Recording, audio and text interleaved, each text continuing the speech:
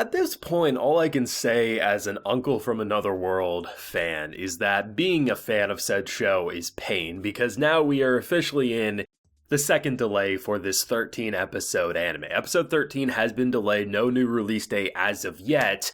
And basically, it's the same reason they gave the first time. They said it's because of the coronavirus. Now, if we remember, back when this initially happened, I mean, I won't recap it too much, but more or less, the production committee lied. There were directors who were directing episodes who said they had no staff months before all of that delay happened. So the fact of the matter was, the production committee rushed out the show, and the staff suffered because of it. In theory, the show should have been delayed a full 6 months or so they could have finished everything, and you know what, whatever happens is happening, but as it stands, episode 13 has been delayed. We don't know the exact date yet. Hopefully it'll just be a couple of weeks. They just got one more episode to go, but you know what, this show has deserved so much better, but unfortunately we will have to wait. The good news is, honestly, delays and all, the show has remained pretty damn consistent. I mean, the worst I can say since the show came back is that some character models have been a little inconsistent when they're usually sitting around the table and talking. But for the most part, the amount of action, the amount of special effects and explosions and magic attacks,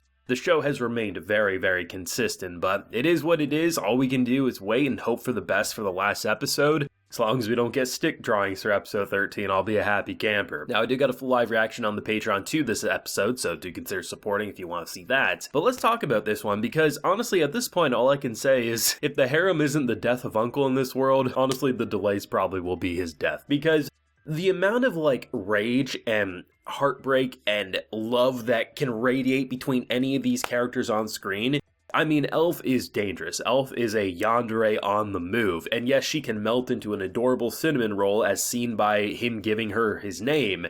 But I mean, the fact of the matter was, in episode 11, we had the whole sniper rifle, don't show skin to my boy, that whole scene.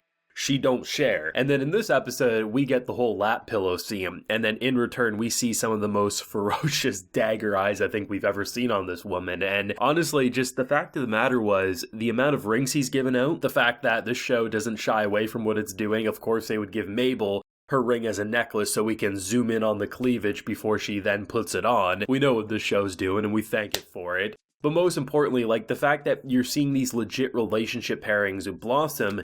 And honestly, it's just, the thing that I've always been interested in, and I think pretty much early on, everyone's like, damn, if only Elf could come to the human world. But at this point, I'm genuinely curious if the direction they could go in this story far, far into the future is if eventually maybe Elf and Mabel could end up in the human world, because in this episode they kind of bring up the concept that if Mabel was in modern Japan, she would be filthy rich with her talents for singing and everything, and I love how she just glows and she's like, wow, this is an easy life, I love it. So just it kind of gets your mind racing, at least it does for me, where I think to myself, damn, what if they eventually finish story time in this world? Could they eventually make a contract, do some sort of agreement to bring them into this world? Because just imagining what could happen with Elf and Mabel and maybe even more characters than just them, a part of the human world, you could see how they could refresh the formula so it's not always just them watching what happened before, but then there could be new stories that could happen with, honestly, just a slice of life of characters who were a part of a fantasy world, now part of the modern world. We're seeing it from a human who knows modern Japan, or at the very least knew modern Japan to the point of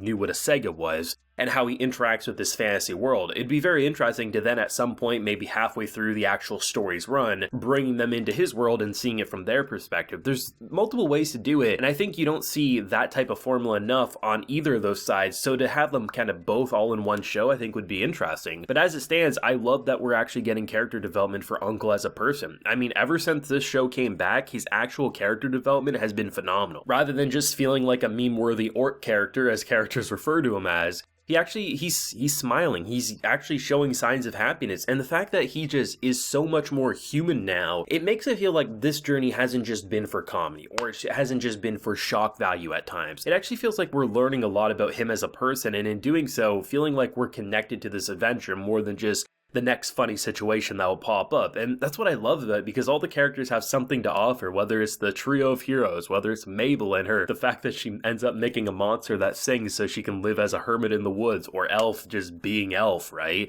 Every character has something special to offer, and that's what I love about this show and why delays hurt so much, because it is such a phenomenal show.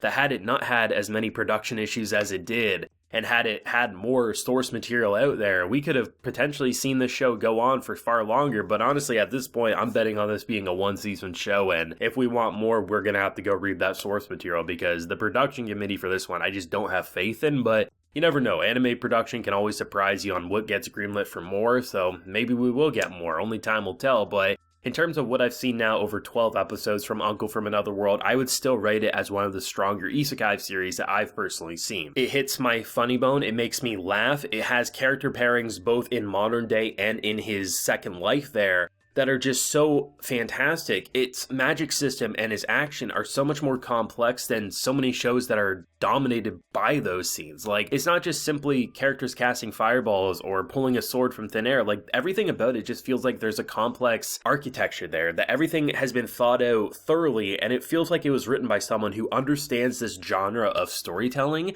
and wanted to do it right, where they're like, hey, there's all these really good ideas that are pretty shallow, let's turn them into something fleshed out and meaty, but with this comedy overarching theme that makes it entertaining through and through. So even if maybe sometimes people aren't the biggest fan of the action stuff or aren't the biggest fan of the romance stuff, there's always that comedy element that keeps everything fun, and unless you just hate comedy, it's hard to imagine someone not liking the show at the very least. But as many have continued to point out, myself included, we absolutely love it. It'll be interesting to see. I think in terms of a final boss, final fight that they're setting up, I think this almost, I mean, it's such Uncle fashion. He's just been blowing up temples in hopes to do something dramatic that would then return him home, and the fact that he brings up that, damn, it'd be so nice if we had like a little UI that would tell me like +1 temple destroyed. It is the perfect endgame boss in a lot of ways, and I like the variety of attacks they were using building up to that. And honestly, summoning almost what looked to be like a black hole that turned into a demonic spirit, it's pretty cool. And seriously, the fact that it has suffered so many production delays, I'm still impressed by how consistent this show has turned out. You have to hand it to the team. Production committees, I don't have a lot of respect for, especially when they rush products out sooner than they should.